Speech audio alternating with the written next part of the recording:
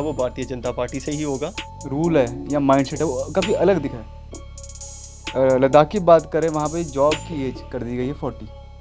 यहाँ जो JKPSC civil services की होती है 37 32 कर दी गई है।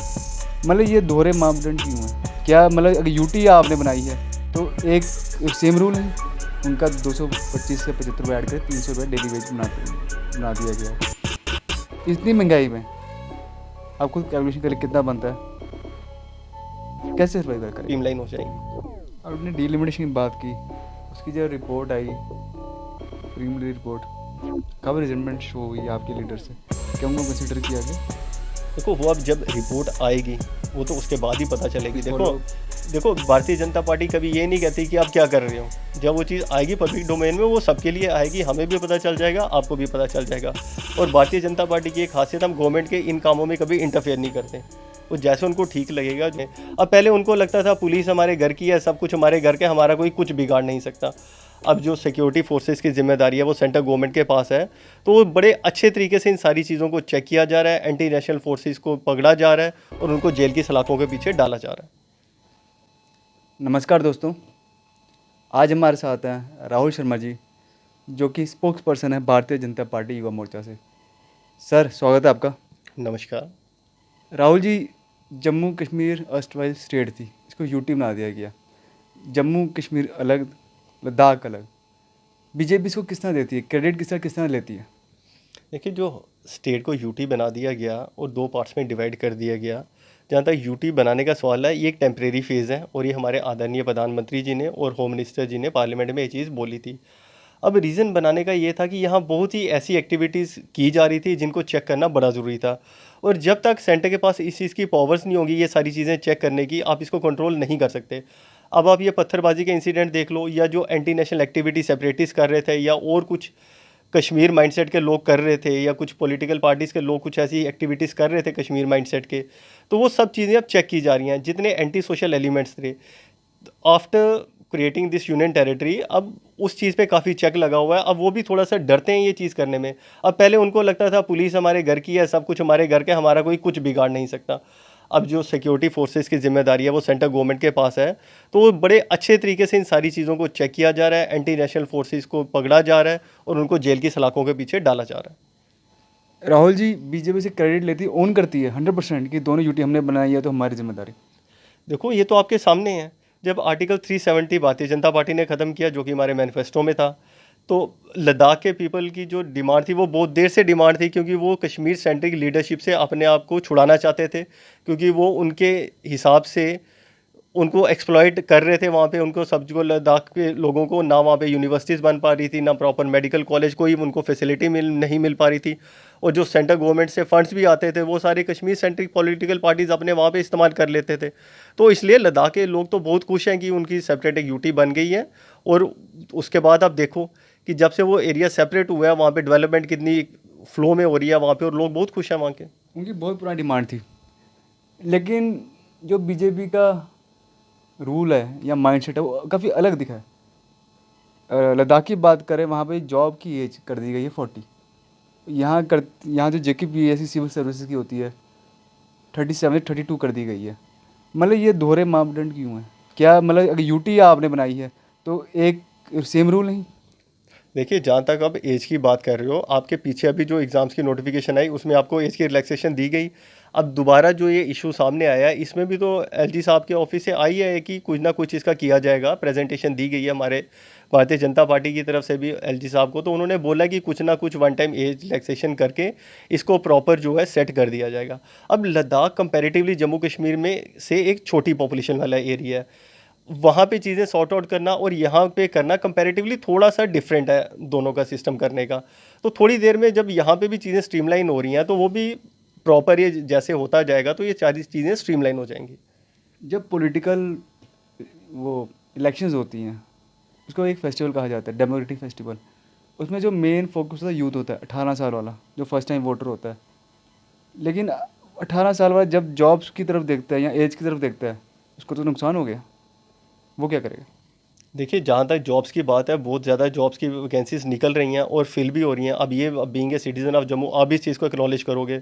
उसके बाद गवर्नमेंट ने और कितने प्रोजेक्ट्स निकाले हैं जिसमें यंग एंटरप्रेन्योर को तैयार किया जा रहा है, उनको लोन प्रोवाइड किया जा रहा है, उनको सब्सिडी वाला लोन दिया जा रहा है। अभी इंडस्ट्रियल एरिया में 700 प्लॉट्स जो अप टू 40 ईयर एज के यूथ हैं उनको अलॉट किए गए हैं, और उसके लिए उनको सब्सिडी भी दी जा रही है, और उनको प्रोजेक्ट बनाने में, उनको करने में, अपनी इंडस्ट्री सेटअप करने में हेल्प की जा रही है। अब 700 नए इंडस्ट्रियल यूनिट का मतलब आप भी समझ सकते हो कि कितनी ज़्यादा एम्प्लॉयमेंट जो है वहाँ पे जनरेट होगी।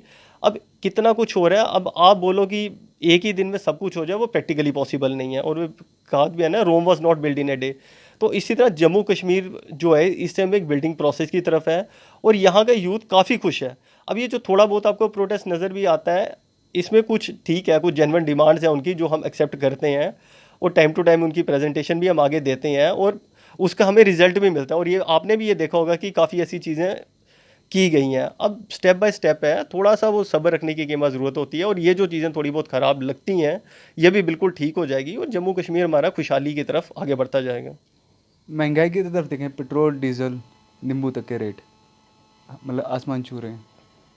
और वहीं पे एक ऑर्डर आता है कि जो डेली वेजर है उनका 225 से 75 रुपये ऐड कर 300 रुपये डेली वेज बना दिया गया।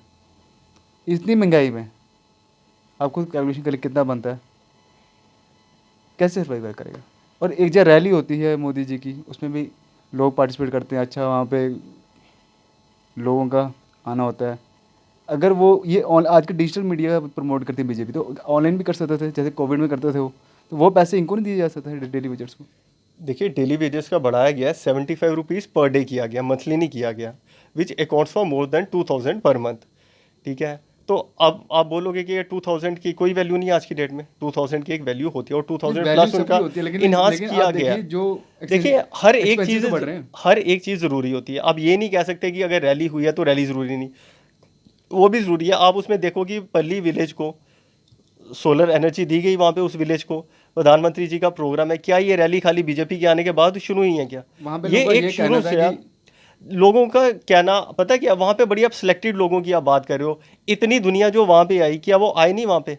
आप भी मानते हो ना, ये एक ऐतिहासिक रैली थी जम्मू कश्मीर की, जिसमें इतनी जनता, इतनी गर्मी के बावजूद वहाँ सारे लोग पहुँचे, और बढ़ चढ़ के लोगों ने हिस्सा लिया। और ये एक पंचायती राज डे था जिसके उपलक्ष्य में ये बहुत बड़ा एक प्रोग्राम ऑर्गेनाइज किया गया, और हमें तो खुशनसीब होना चाहिए कि इतना बड़ा इवेंट, और प्रधानमंत्री जी ने फैसला किया कि वो जम्मू की धरती से इस प्रोग्राम को एड्रेस करेंगे पूरे इंडिया में।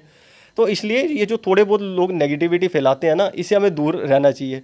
और डिजिटल इंडिया बहुत अच्छी बात है, लेकिन 100% डिजिटल इंडिया से सारी चीज़ें नहीं की जाती। कुछ लोगों के बीच में आना जुड़ना भी बहुत इंपॉर्टेंट है। आज यही अगर प्रधानमंत्री जी यहाँ पे नहीं आते, तो आपने बोला देखो जी प्रधानमंत्री जी तो जम्मू का चक्कर ही नहीं लगाते। अगर आप आए हैं तो भी इस तरीके से इस चीज़ को क्रिटिसाइज़ करोगे तो ये बिल्कुल बात नहीं बनती। हमें अप्रिशिएट करना चाहिए कि उन्होंने ये डिसीज़न लिया कि मैं जम्मू कश्मीर जाऊँगा, वहाँ के लोगों से मिलूँगा। वहाँ पे जो पंचायती राज का डे यहाँ की चुनने का रीज़न क्या है?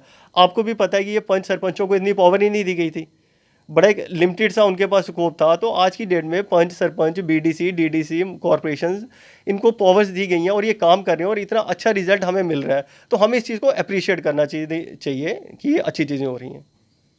राहुल जी, आप कह रहे हो कि अप्रिशिएट करना चाहिए। एक प्रोग्राम चला था सेंट्रल गवर्नमेंट का, अडॉप्ट अ विलेज, ये आपको अच्छे से पता होगा। ये एमपी जितने भी हैं उन्होंने अडॉप्ट किया था। तो जब ये रैली होती है, जो वहाँ के लोकल्स हैं वो कहते हैं फर्स्ट टाइम हमने यहाँ पे काम होते हैं देखा। राहुल जी, डॉक्टर सी वाले वो भी सड़कों पे, डेंटल वाले भी थे, कुछ चीज़ का रिजल्ट क्यों नहीं आता इन प्रोटेस्टर का? क्या बीजेपी कैपेबल नहीं है? देखो, पता क्या चीज़ है, जहाँ एनएचएम का वो बात चल रही है, ठीक है। अब ये तो आप भी मानते हो कि जब उनको अपॉइंट किया गया था वो टाइम बाउंड थे, एक पर्टिकुलर कुछ को 3 मंथ्स के लिए, 1 ईयर के लिए, जो भी किया गया था, जो भी स्टिपुलेटेड टाइम था उसके लिए अपॉइंट किया था। आप मुझे एक बच्चा दिखा दो कि जिसकी रेगुलर अपॉइंटमेंट थी या कुछ, तो उसको इलीगली गवर्नमेंट ने निकाल दिया। ऐसा कुछ भी नहीं है। अगर आप कहीं पे जॉब कर रहे हो, अगर आपका 3 मंथ्स का, 6 मंथ्स का, 1 ईयर का कॉन्ट्रैक्ट है ना, तो उसके बाद आपको रिलीव कर दिया जाता है। ठीक है, ये मैटर ऑफ कंसर्न है कि उनका रोज़गार मिलना चाहिए या कुछ है, उसको वहाँ पे हमारी तरफ से प्रेजेंटेशन भी दी गई है, और कोई ना कोई उसका सोल्यूशन निकालेंगे कि उनकी सर्विसेज को कंटिन्यू किया जाए, और जो थोड़ा बहुत शॉर्टफॉल हमें लगता है कि फार फ्लंग एरियाज़ में या कुछ भी है, उस चीज़ को सॉर्ट आउट किया जाए। इसलिए हर चीज़ को उठते साथ ही ब्लेम करना शुरू कर देना कि बीजेपी गलत कर रही है, गवर्नमेंट गलत कर रही है, ये भी गलत है। आपको पहले ये सोचना चाहिए कि गवर्नमेंट क्या कुछ कर रही है। कितनी फैसिलिटीज़ प्रोवाइड भी तो कर रही है गवर्नमेंट आपको, उस चीज़ पे कोई ध्यान नहीं दे रहा। आज आयुष्मान भारत में आपको 5 लाख की इंश्योरेंस मिल रही है। एक गरीब से जाके पूछो ना, जिसको 10 रुपये नहीं होते थे इलाज करवाने के लिए, आज 5 लाख तक का ट्रीटमेंट उसका फ्री हो रहा है। एक बूढ़ी माँ जिसको 10 रुपये के लिए अभी अपने बच्चों की शक्ल देखनी पड़ती थी, उसे आज ओल्ड एज पेंशन मिल रही है। आपको घर बनाने के लिए गवर्नमेंट फैसिलिटी दे रही है। आपको हर चीज़ के लिए गवर्नमेंट लोन प्रोवाइड कर रही है। बेटियों की शादी के लिए आपको लोन प्रोवाइड किया जा रहा है। बच्चों की एजुकेशन के लिए अलग स्कीम्स दी जा रही हैं। इतना कुछ गवर्नमेंट आप लोगों के लिए कर रही है, हम लोगों के लिए कर रही है। उसके बाद भी हमने एक फिक्स एजेंडा बना लिया कि हमको गवर्नमेंट को क्रिटिसाइज ही करनी है। ये बात बिल्कुल भी जस्टिफाइड नहीं है। ठीक है, जो थोड़ी बहुत कमियां हैं, जो कुछ अगर आपको लगता है तो एक टाइम डाल के वो भी सारी चीज़ें सॉर्ट आउट कर दी जाएंगी, और काफ़ी हद तक वो चीज़ों को सॉर्ट आउट कर दिया गया है। और जो जम्मू कश्मीर के रहने वाले हैं ना, वो भी मान रहे हैं कि जितनी डेवलपमेंट 4 5 6 सालों में जम्मू कश्मीर में हुई है, हमारे जम्मू रीजन में हुई है, इतनी आज दिन तक कभी नहीं हुई। और ये आप भी मानोगे। आप रोड का इंफ्रास्ट्रक्चर देखो, एम्स यहाँ पे खुल गए, IIT यहाँ खुल गया, IIM आपको यहाँ पे मिल गया, बागे-बो में म्यूजिकल फाउंटेन आपके पास आ गया, स्टेडियम को पहले था। अपग्रेड। देखो पहले और अब वाले में ज़मीन आसमान का फ़र्क है। स्टेडियम को अपग्रेड कर दिया गया, तो स्टेप बाय स्टेप भी तो इतनी चीज़ें आपको होती हुई नज़र आ रही हैं। तो इसलिए थोड़ा सा पेशेंस भी रखनी चाहिए, और जो अच्छे काम हो रहे हैं ना, उसको अप्रिशिएट भी करना चाहिए। राहुल जी, मोदी जी का विजिट अभी रिसेंटली हुआ, क्या उम्मीद लगा सकते हैं इलेक्शन कुछ जल्दी होंगी? देखो, इलेक्शन का जो एक प्रोसेस है ना, वो इलेक्शन कमीशन देखेगी। ठीक है, इसमें भारतीय जनता पार्टी का कोई रोल नहीं है। ये कांग्रेस वगैरह जो पार्टी है, उनका माइंडसेट लोगों के बीच में आ गया है कि जो सेंटर में है वो इलेक्शन करवाएगा। यहाँ पे डिलिमिटेशन का प्रोसेस चल रहा है। जैसे ही वो कंप्लीट होगा, तो जो भी कॉन्स्टिट्यूंसीज नहीं बनी हैं, उनके वोटर कार्ड बनेंगे, सब कुछ होगा। जो वोटर लिस्ट हैं वो दोबारा उनको मॉडिफाई करके बनाया जाएगा। तो उसके बाद जब इलेक्शन कमीशन को लगेगा, तो इलेक्शन अनाउंस कर देंगे। हाँ, इतना ज़रूर है कि हम चाहते हैं कि जल्दी से जल्दी इलेक्शन हो, और लोग भी चाहते हैं इलेक्शन हो, ताकि जो एक इलेक्टेड गवर्नमेंट यहाँ पे आए, और जो लोगों को थोड़ा बहुत लगता भी है, क्योंकि जो इलेक्टेड रिप्रेजेंटेटिव होगा वो विद इन द पीपल होगा, तो वो थोड़ा सा और ज़्यादा लोगों को आसानी होगी उससे मिलने के लिए, अपनी बात रखने पे वो डेली जाके उससे मिल सकते हैं। वो थोड़ी सी चीज़ें और बेटर वे में स्ट्रीमलाइन हो जाएंगी। और आपने डिलिमिटेशन की बात की, उसकी जो रिपोर्ट आई, प्रीलिमिनरी रिपोर्ट, कब रिजल्टमेंट शो हुई आपके लीडर से, क्या उनको कंसिडर किया गया? देखो, वो अब जब रिपोर्ट आएगी, वो तो उसके बाद ही पता चलेगी। कुछ देखो follow-up? देखो भारतीय जनता पार्टी कभी ये नहीं कहती कि आप क्या कर रहे हो। जब वो चीज़ आएगी पब्लिक डोमेन में, वो सबके लिए आएगी, हमें भी पता चल जाएगा, आपको भी पता चल जाएगा। और भारतीय जनता पार्टी की एक खासियत, हम गवर्नमेंट के इन कामों में कभी इंटरफेयर नहीं करते। वो जैसे उनको ठीक लगेगा, जो लगेगा, जो जो जिस पॉलिटिकल पार्टी को दिक्कत थी, उन्होंने अपने व्यू पॉइंट्स पुट फॉरवर्ड किए हैं। अब देखते हैं वो क्या, इसको किस तरीके से इसको वो देखते हैं, और जो भी रिपोर्ट होगी उनकी, वो थोड़े दिन में पब्लिक में आ जाएगी। आपके लीडर कहते हैं कि एलजी साहब हमारा बंदा है। देखो, जो हिंदुस्तान की तरक्की, उन्नति और खुशहाली के लिए काम करेगा, वो भारतीय जनता पार्टी का बंदा है। मैं बड़ा इस चीज़ को ओपनली बोलता हूँ। और गवर्नर साहब जम्मू कश्मीर के लिए, हमारे देश के लिए काम कर रहे हैं, तो जो देश के लिए काम कर रहे हैं वो हमारा भी है, वो आपका भी है, वो जो हिंदुस्तान का काफ़ी टाइम है, जो हिंदुस्तान का है, वो हम सब का है। इसलिए आप उस चीज़ को आप गलत वे में लेके चले जाते हो ना। हम तो, जो भी हिंदुस्तान के बारे में सोचेगा, तो हम तो बोलेंगे भैया ये हमारा है। अगर इलेक्शंस होती हैं, बीजेपी कितनी सीट्स उम्मीद कर रही है? देखो, भारतीय जनता पार्टी ने कमिट किया हुआ है लोगों के साथ कि हम आपको अच्छी गवर्नेंस देंगे, सब कुछ करेंगे, और 50+ सीट्स हमारी आएंगी ही आएंगी। और इलेक्टेड गवर्नमेंट जो बनेगी नेक्स्ट, वो जम्मू कश्मीर में भारतीय जनता पार्टी की ही बनेगी। और आने वाला अगला जो मुख्यमंत्री होगा, वो भारतीय जनता पार्टी से ही होगा।